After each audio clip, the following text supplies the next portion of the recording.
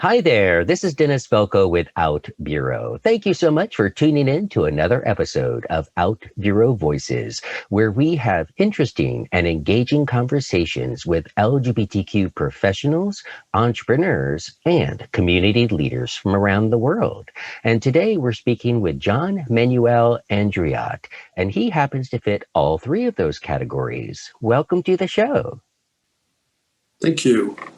Well, awesome. John, would you give us a little bit of a brief overview of your background, and then we'll transition into your projects that you're working on today? Sure. Well, I have been a health and medical journalist for the last 35 years. I began writing about HIV/AIDS actually in 1986 while I was still finishing up my master's degree in journalism at Northwestern University. I started writing about AIDS because back then, 35 years ago, I lost my first two friends in the epidemic when we were all actually in our 20s. So that's what got me started writing about HIV/AIDS. And I kind of leveraged that into broader writing about health and medicine. And for the last 10 years or so, I've been focused in particular on emotional and psychological resilience. So I've been very focused on that. And currently I'm actually training to become a personal resilience coach so I can help other folks to discover and build their own resilience. So that's kind of a nutshell. Oh, okay. Well, going back, what got you into that particular category for focusing your journalistic writing on? Focusing on resilience. For the last, 10 years, what really got me interested in it was in 2005, after reporting on HIV/AIDS for just about 20 years, at that point as an HIV negative gay man in Washington, D.C., I was surprised and shocked to get an HIV positive diagnosis after my annual checkup in 2005. And so over the next few years, while I recovered my emotional balance, I tried to figure out not only how did I get to this point of being diagnosed with a virus that I had avoided for 20 years while it killed all of my friends, but I wanted to go beyond just looking back through my life at the traumas that had shaped my experience, such as the losses of so many of my friends. But I wanted to know why it was that even at the time of that devastating diagnosis, I still felt this kind of inner sense that somehow I would get through this, that I had met every challenge that I had faced in my life to that point and somehow survived and thrived. So I wanted to know what it was that gave me that resilience. How was I able to bounce back from these other challenges, and why did I feel confident that I would be able to sort of weather that storm as well. So it was really in the process of exploring my own resilience that got me interested in the subject of resilience. And so eventually I wound up writing a book about it, Stonewall Strong, how gay men's heroic fight for good health, for resilience, good health, and a strong community. So, I was very excited to find that not only myself, but in fact, most gay men are astonishingly resilient, considering the obstacles and traumas that most of us face in our lives. Well, that's a very good point. It's probably due to, from a very young age, having to learn to adapt and hide and, suppress and overcome, that we learn it from a very young age and into our teenage years and beyond. So is that perhaps part of your assessment within your book? Or what kind of things did you kind of analyze and discover and share in your book? Well, I would say the biggest key that I found to gay men's resilience and my own resilience was that we learn that we need to tell our own stories in our own voices, in our own words, in our own language, rather than letting others define us. Because when we let others define us and tell our story for us, there are all sorts of negative ways that many people have for telling our stories as gay men. But when we take control of the narrative and we tell our story our way in our own voices, we tell stories of survival and courage and learning to be the heroes of our stories, not the victims of our story. And that's the real key, is that it's learning to be the hero, the survivor, the one who came through all these difficult circumstances to be able to live a satisfying life. So it's really has a lot to do with the story that we tell about what our traumas, what our challenges mean. Do they mean that I'm a bad person and that I'm deserving only of bad things happening to me?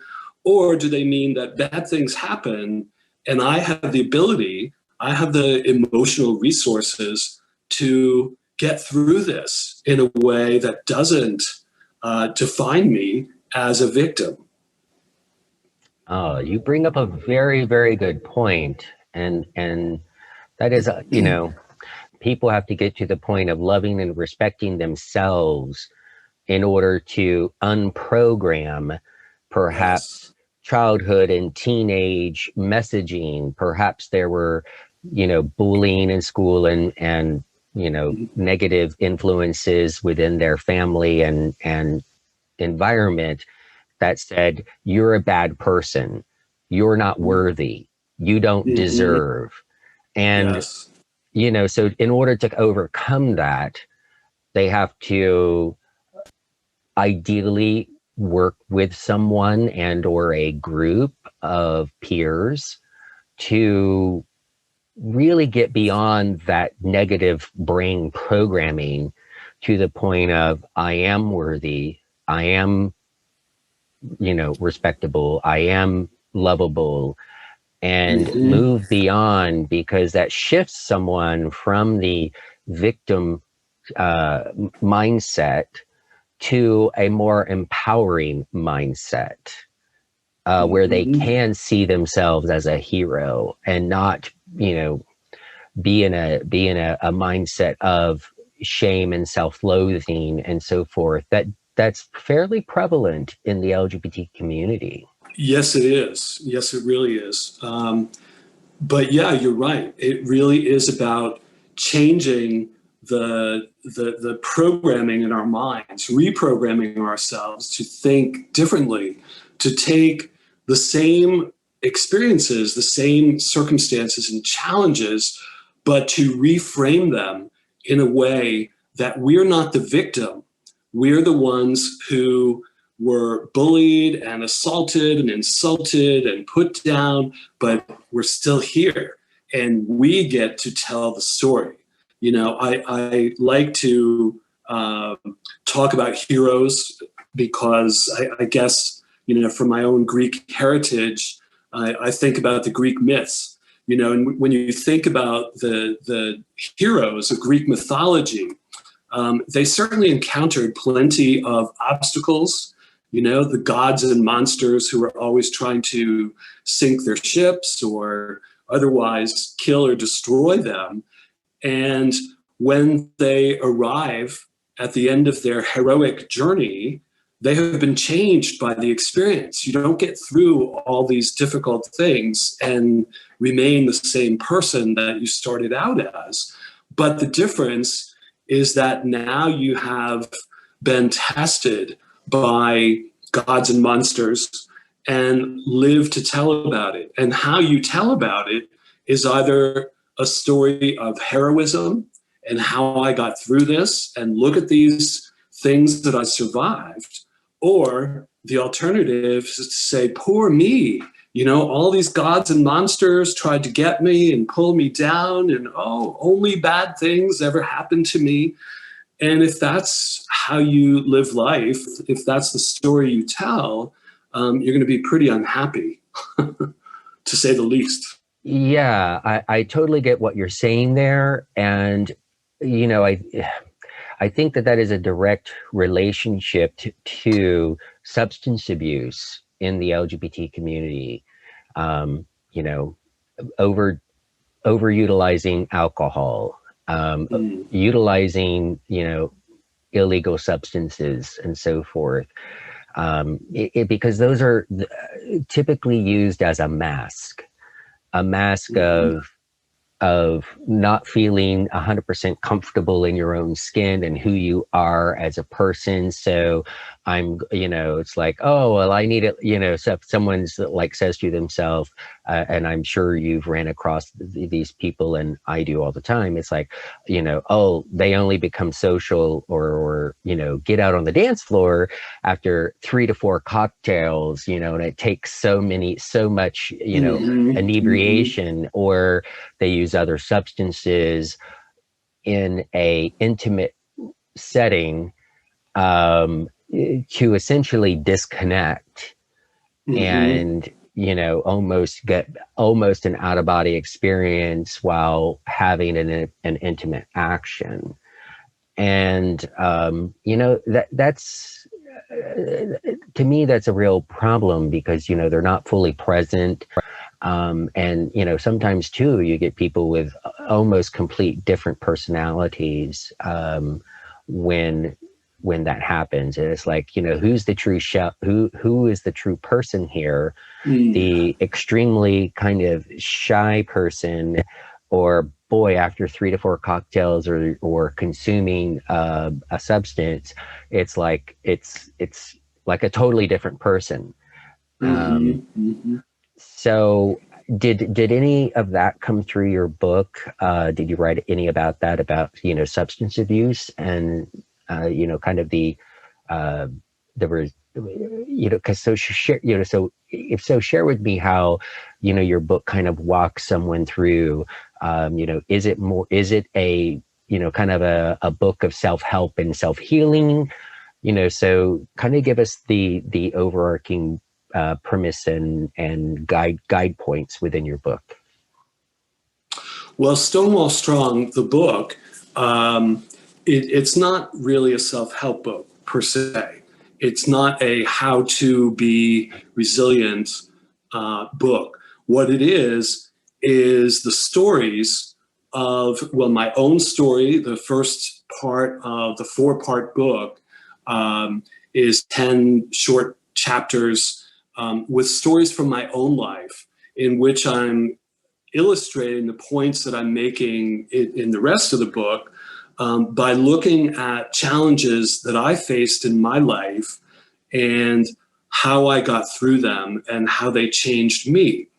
And then the rest of the book, it looks at stories about other gay men, pre-Stonewall as well as post-Stonewall, but looking at men's experiences from all walks of life. I mean, literally from Donnell Robinson, otherwise known as Ella Fitzgerald in DC, you know, well-known drag entertainer, fabulous performer, highly respected in the DC community, always one of the marshals in the DC Pride Parade. You know, from Donnell / Ella to Bishop Eugene Robinson, the first openly gay bishop of the Episcopal / Anglican Church, Larry Kramer, Congressman Barney Frank. You know, I interviewed all these folks to talk with them about their own experiences of going from a place of living in the closet to being these out, productive, popular, well-liked men, who are respected in the community. And I talked with them about how did those changes come about in their lives. The single biggest pivot in our lives is when we make the choice to accept our truth. We call it coming out, and it's not just a one-time lightning flash, and that marks the difference between being in the closet and being out. It's kind of a process. It's kind of a lifelong process of really learning to embrace our truth, who we really are. It's about being true to ourselves. One of the things that I emphasize throughout the book is the role of choice, that being resilient or non-resilient is a choice, that we choose whether to tell our story as a heroic tale or as a story of our victimization. And the difference between the two is the difference in how those stories affect us. One version of the story is very empowering, and it shows our own sense and embrace of our own power. The other version, the victim version, kind of lets our bullies tell the story for us, and when I was diagnosed with HIV in 2005, I was very clear from the beginning, I don't want HIV to define me. I don't want to reduce everything about myself to a medical diagnosis. And I sure as hell don't want to let other people reduce me to my HIV status. So that was really the beginning, for me, of making a choice about how exactly I want to tell my story and what I want it to be about. And so it was that experience, that kind of led me to look at this whole issue more broadly. And that's when I discovered this tremendous resilience in most gay men. Yeah. Very nice. Very nice. And as you stated, quite notable people that you have interviewed for your book. So very, very interesting. I look forward to reading that. And but kind of getting back to, as you're talking about those stories, it is a huge mind shift. And just coming out doesn't mean that you fully even accept yourself. It means you're on the beginning of the journey to fully accepting yourself. And people go through a lot of several stages, and they sometimes start acting in ways that are very even out of character for themselves. Might swing to do things that just because they think it's what they're supposed to do, versus just being themselves and actually just releasing all of the baggage from the past.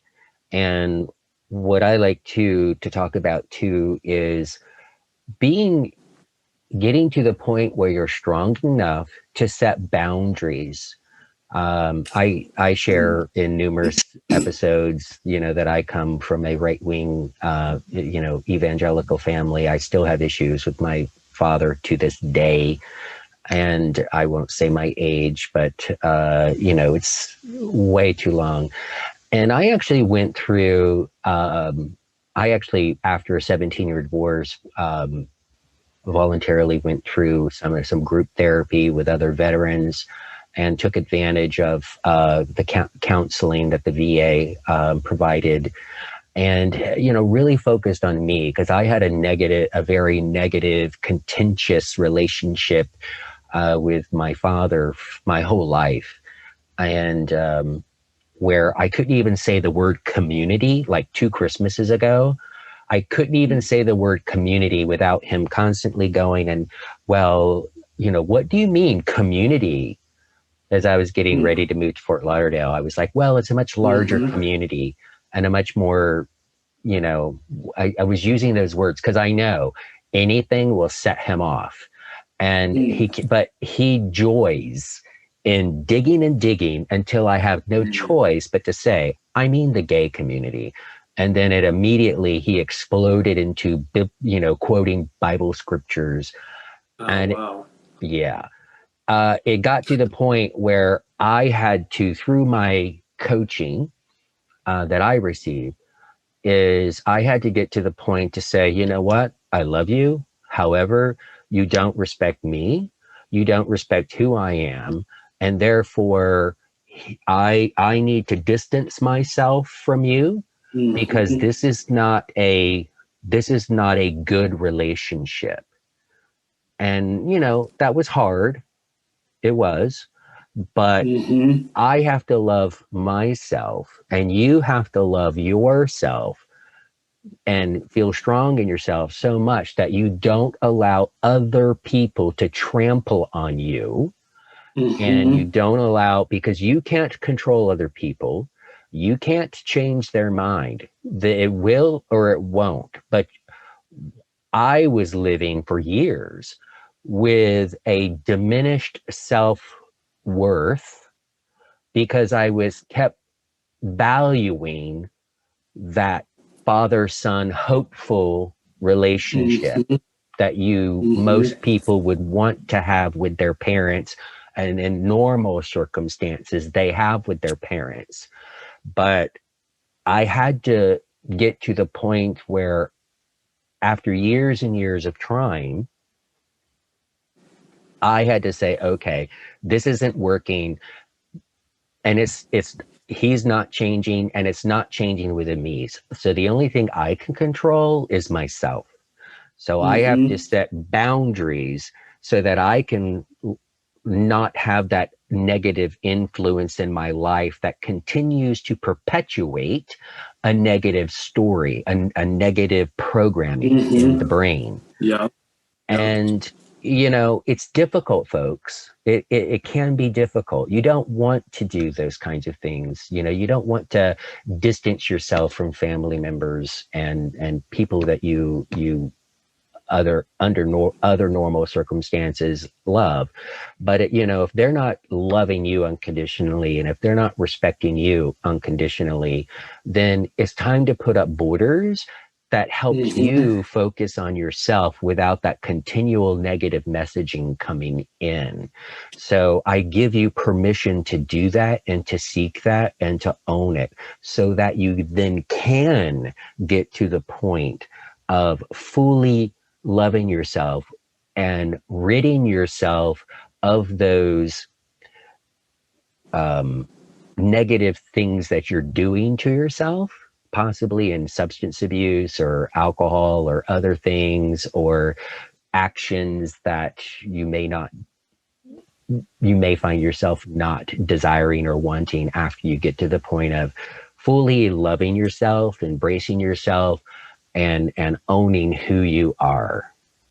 So I really, really valued the message that you're getting, and it really ties into several others episodes that I've had the honor of having conversations on.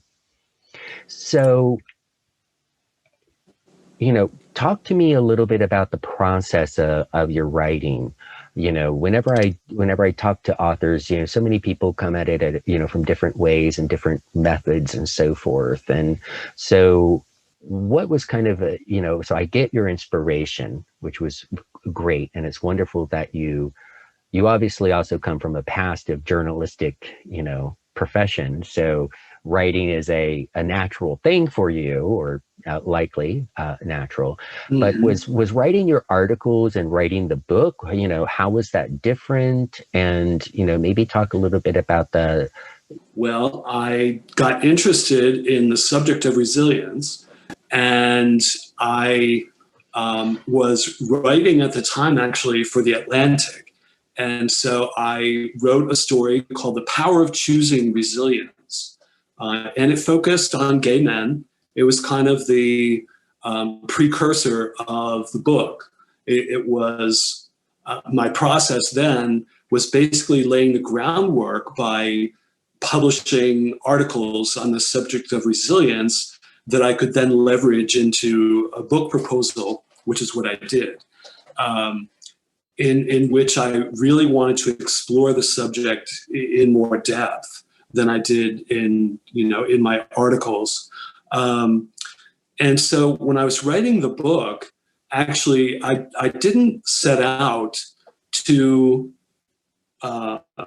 focus as much as I wound up doing and writing the whole first part, first person, about my experience. Here are things that happened to me. But as I got into the project, I realized that what I wanted to show was, I wanted to start out with the experience of one person, one gay man, myself, and look at this devastating moment in my life, and then look back at the things in my life that led up to that moment. What was it in my life that was shaping my behavior, how I conducted myself sexually, that put myself at risk for HIV infection, after all the sorrow and all the loss that virus had caused me. How is it that after all of that, I still put myself at risk for getting infected?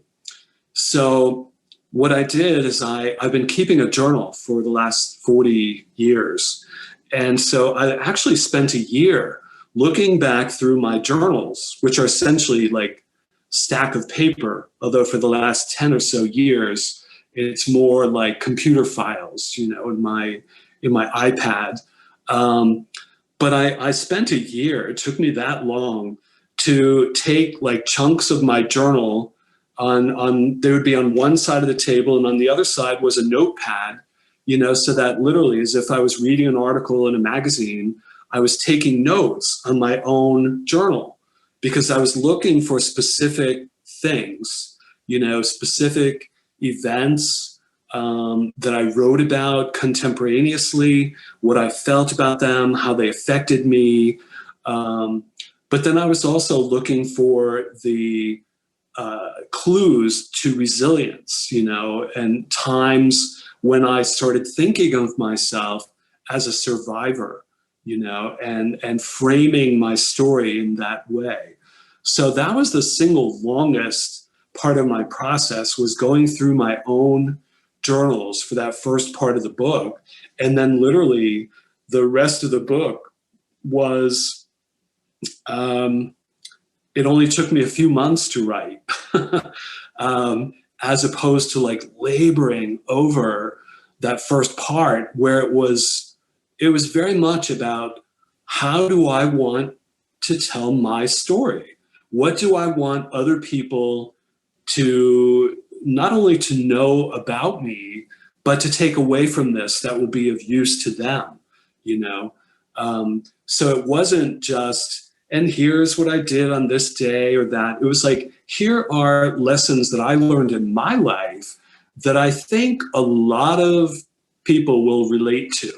They weren't such unique experiences, but maybe the lessons that I took away from those experiences, there's some wisdom, for other people to apply to their own lives.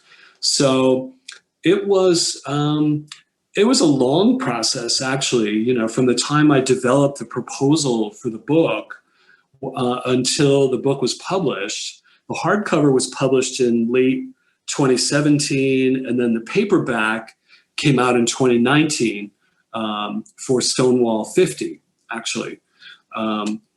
And, it was a good 5 years that I had spent like really thinking about this subject and reading about it. And then when I actively started working on the book itself, traveling around the country to do interviews and doing phone interviews and reading even more things, reading lots of books and so forth. it was a big process of kind of boiling all this down into whatever couple hundred pages in the book. So it was definitely a long process, but it was really about refining all of this information and the stories from these other men's lives, from my life, refining that into something useful and interesting to not just other gay men, but really people in general, who are very interested in resilience. I mean, it's quite a buzzword these days. And I believed then, and I still believe and have always believed that, our experiences as gay men, as LGBTQ people, these are human experiences. They're not so unique and out there that other people can't learn from us.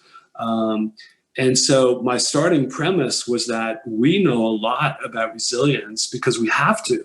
We have to become resilient to survive, really, to adulthood. We have to tell ourselves a different version of our story than what the bullies and the homophobes, are telling about us. So that's... Well, wonderful. I appreciate that more detailed insight. And, yeah, wow, are you a writer? Holy gamoly, a journal of that, length. You're definitely committed to your craft, even in your personal life. Amazing.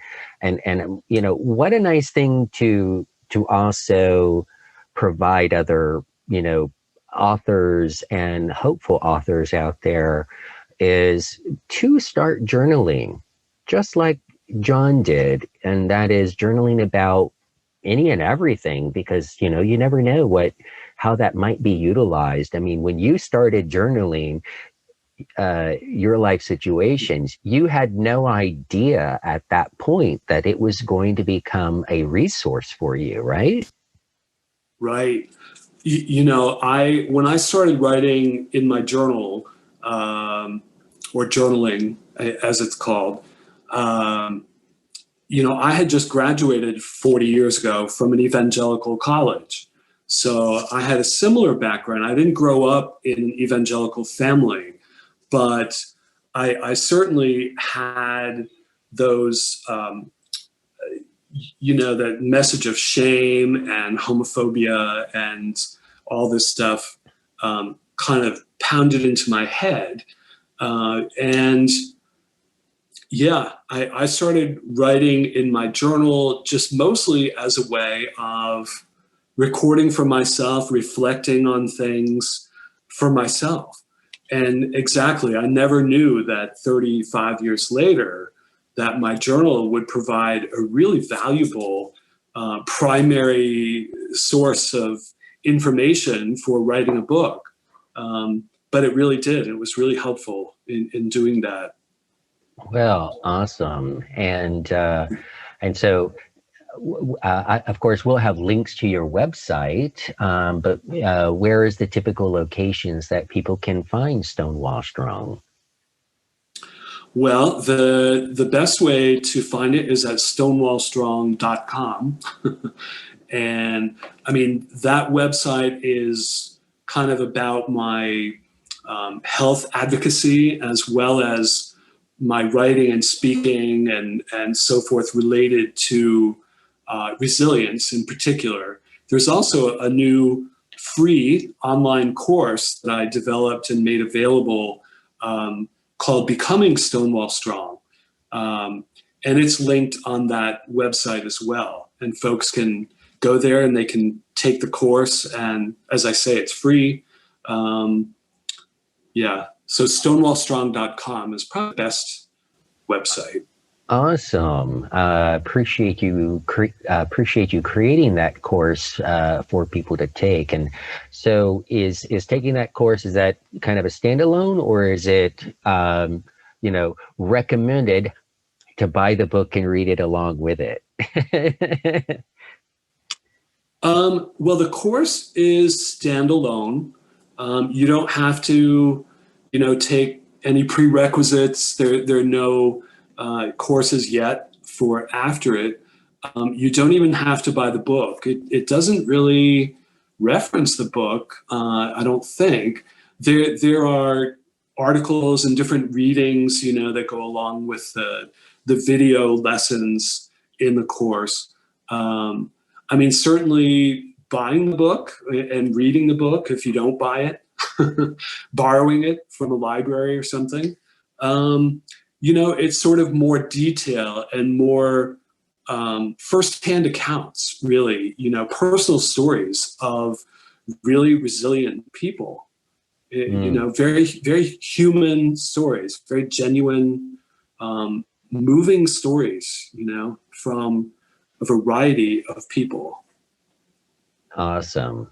Well, again, it much appreciate you creating that resource for everyone out there, not only obviously the LGBT community, but, if you're listening to this, you don't have to be LGBTQ to take advantage of this free resource that John has created. So I strongly encourage you to visit stonewallstrong.com, and we'll have links in the show notes below.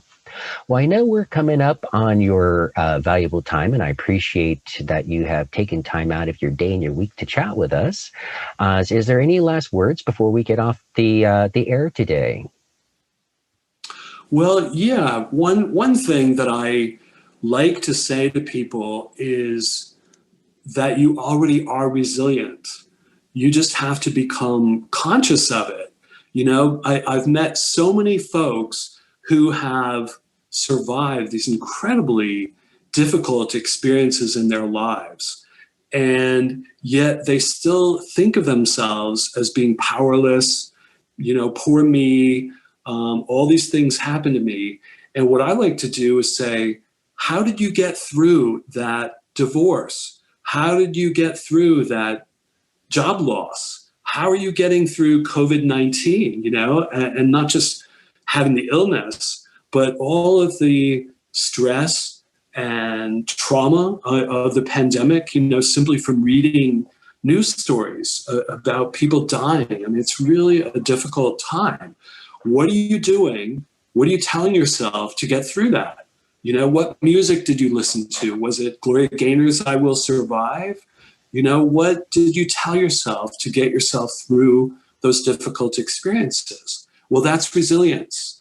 And if you can tap into that when you face another challenge in your life, you'll be doing better because you'll know that you can get through it like you've gotten through past difficulties. Absolutely. And, for our audience out there, our whole body is a chemical organism of billions of cells. And what you think, that the brain releases chemicals that reinforces that.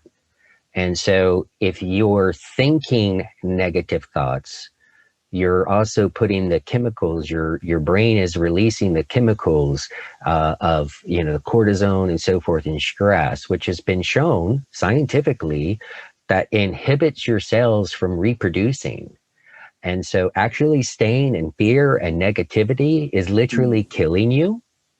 And when you are in a mindset of love, hope, positive things, your brain releases different chemicals. And those have been shown to actually be the chemicals that support your cell growth, your cell replication.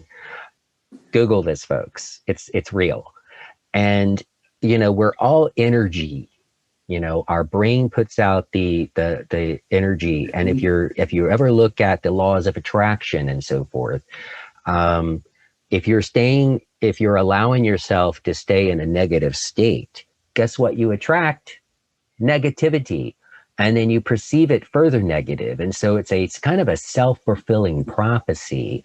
And that's why changing the way you think about yourself is so important. One, you're going to have a healthier body. You're going to be more apt to eat healthy, do healthy activities, make healthy choices in all areas of your life because you love and respect yourself and others. And then two, your brain is putting in the chemicals that support that healthy body and growth. And you're putting out the energy field that of positivity and the laws of attraction, bringing that back into your life. So there are so many levels on this, and don't take my word for it. Google it, lots of YouTube. We're talking major scientific studies on everything that I just said. Those are the kinds of, whenever I'm binge watching on YouTube, those are the kinds of things that I like to watch, outside of a few other shows that are just completely mindless. Well, so wonderful. It's been such a great conversation, and I am looking forward to releasing this out for our audience. And again, I so much appreciate you taking the time out of your day and your week to chat with us today. Well, thank you for having me, Dennis. Absolutely. And thank you, everyone, for staying tuned to this episode. Be sure to hit that subscribe or follow button on whichever application that you are viewing or listening to this to. We would greatly appreciate that, and it'll keep you informed as new episodes come available. Also, check out OutBüro.com. It is where you belong, the LGBT professional and entrepreneur network. It's similar to LinkedIn, where you can have a professional profile, join groups, and engage with others around the world. Thank you so much. This is Dennis Velco with OutBüro. Bye-bye.